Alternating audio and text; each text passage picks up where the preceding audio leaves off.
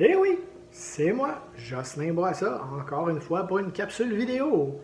Histoire secondaire 2, module 6, le mouvement féministe. Alors, dans la première partie, nous allons voir le statut, la condition de la femme dans les années 1950. La lutte des femmes dans le but d'obtenir des droits s'est surtout déroulée dans les années 1900 à 1970. Malheureusement, encore aujourd'hui, plusieurs femmes doivent revendiquer des droits.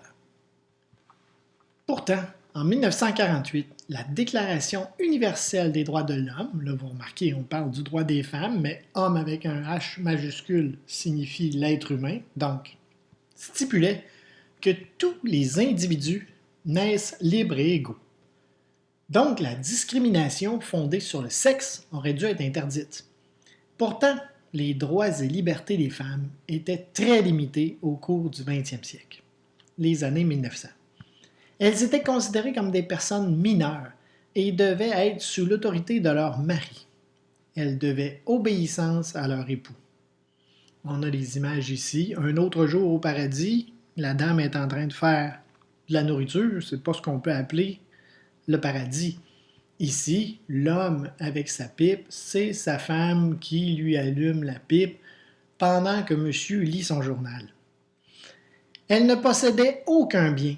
Leur responsabilité était de s'occuper des enfants et de garder la maison propre. Méchante phrase qu'on n'emploie même plus aujourd'hui, garder maison propre. Il y a eu un article publié en mai 1955 dans un magazine pour femmes nommé Housekeeping Monthly. Ça donnait une liste de conseils à suivre dans le but d'être une femme parfaite. Vous irez voir ce lien-là, ça vaut la peine, toutes les absurdités de la chose. Point de vue éducation, elle n'avait pas le droit d'accéder aux études supérieures. Elle pouvait être enseignante au primaire ou infirmière. Encore là, enseignante au primaire. Lorsqu'elle décidait de se marier, elle ne pouvait plus enseigner, ce n'était pas digne, il fallait qu'elle soit à la maison pour, à son tour, faire des enfants et s'occuper des enfants et, bien sûr, comme je disais tantôt, tenir maison propre. Elles ne pouvaient pas être médecins, même si elles avaient de meilleures notes que les garçons. De plus, elles n'avaient pas le droit de posséder un compte de banque, imaginez. Le mari était le pourvoyeur, c'est lui qui veillait au bien de la famille. Dans la deuxième partie, nous allons parler des suffragettes, qui signifie militantes, donc des femmes qui se sont battues. Quand on parle de se battre, c'était pas avec des armes et à poings nus, c'était dans leur revendication, dans le but d'obtenir des droits. Nous allons aussi voir des pays qui ont obtenu le droit de vote avant le Canada et le Québec. Au niveau politique, il a fallu attendre longtemps avant que les femmes obtiennent le droit de vote. Avant 1900, elles ne pouvaient pas voter et encore moins d'être élues. Elle ne pouvait même pas participer à une discussion politique avec son mari, c'était pas de ses affaires. Et si un autre homme ou d'autres hommes venaient à la maison et que les maris discutaient de politique, la femme était tout simplement invitée à quitter les lieux. Ce n'était pas des affaires de femmes, selon les hommes toujours, à cette époque-là. Bref, la situation était injuste. Les femmes n'avaient pas autant de droits que les hommes, et ce, à tous les niveaux. Pour ce qui est de la politique, les suffragettes. Le terme suffragette désigne des militantes d'une organisation créée en 1903 dans le but de revendiquer le droit de vote des femmes au Royaume-Uni. Après plusieurs manifestations et demandes répétées, elles ont obtenu le droit de vote en 1918. Cependant, attention, comme on pensait que les femmes n'avaient pas la maturité nécessaire de porter un jugement sur les candidats, on a fixé à ce moment-là l'âge à 30 ans pour pouvoir voter. Les hommes pouvaient voter dès 21 ans. 10 ans plus tard, en 1928, l'égalité a été établie car les femmes ont pu voter à 21 ans aussi. Maintenant, on peut voter à partir de 18 ans. Les premiers endroits dans le monde à accorder le droit de vote aux femmes, même si on a vu que le Royaume-Uni était vraiment en retard, c'est la Nouvelle-Zélande, 1893, suivi de l'Australie, 1901, la Finlande depuis 1906 et la Norvège depuis 1913. Dans la troisième partie, nous allons voir le droit de vote au Canada et le Québec. Pourquoi je dis le Canada avant le Québec? C'est que le Canada a obtenu son droit de vote avant le Québec. Pour les femmes toujours, on s'entend.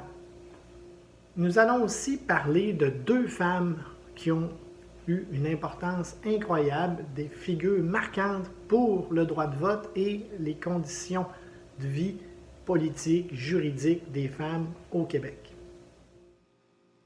Au Canada, les femmes ont obtenu le droit de vote aux élections fédérales en 1918. Au Québec, les femmes ont pu voter aux élections provinciales en 1940 seulement. Thérèse Forget-Casgrain est sans aucun doute une figure féminine importante au Québec dans la lutte des femmes pour le droit de vote. En effet, elle a dirigé la Ligue des droits de la femme qui réclamait le droit de vote pour les femmes au niveau provincial, mais aussi d'importantes réformes sociales et juridiques. Elle s'est présentée aux élections fédérales 7 fois, mais malheureusement, elle n'a jamais été élue. En 1961, Claire Kirkland-Casgrain a été élue au Parlement du Québec, elle. Elle s'est illustrée dans la défense des causes féminines, tellement qu'en 1964, elle a présenté la loi sur la capacité juridique de la femme mariée. À partir de ce moment-là, il y avait une égalité entre les hommes et les femmes au point de vue juridique. Elle n'était plus considérée, la femme, comme une mineure appartenant à son mari. Elle pouvait maintenant signer un bail elle-même et aussi ouvrir un compte.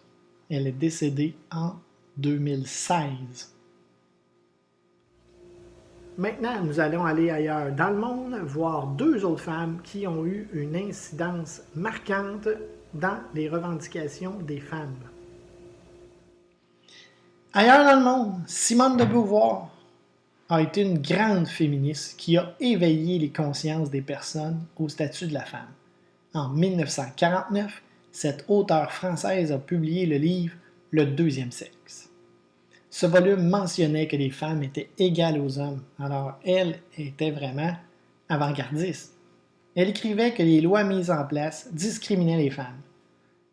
Plus près de chez nous, aux États-Unis, Betty Friedan, fille d'immigrants russes déménagée aux États-Unis alors qu'elle écrivait pour une revue américaine, elle est tombée enceinte. Elle a été renvoyée sur le champ. En 1957, elle s'est rendue à une rencontre de son université qu'elle a fréquentée.